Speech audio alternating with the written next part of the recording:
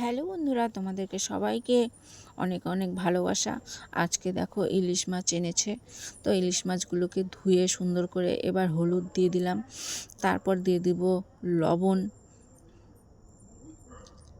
তো তারপর দিয়ে দেবো লঙ্কা গুঁড়ো, দিয়ে এবার শস্য দিয়ে এটাকে আমি শস্য পোস্ত করব। তো এই যে দেখো সব এক এক করে দিয়ে দিচ্ছি, দেওয়ার পরে সর্ষের তেলও দিলাম, দেওয়ার পরে এবার শস্যটাকে বেটে ছেঁকে রেখেছি গামলায়, তো এই জলটা দিব, দিয়ে এবার মাখবো।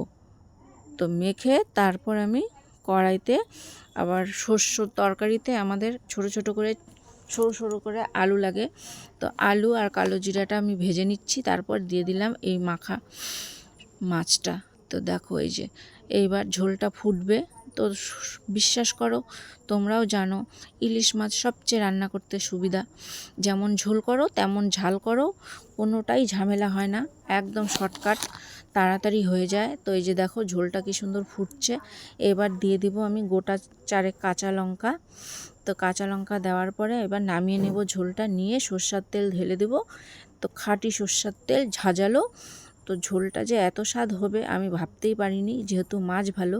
তো তোমাদের কেমন লেগেছে বলো অবশ্যই। টাটা।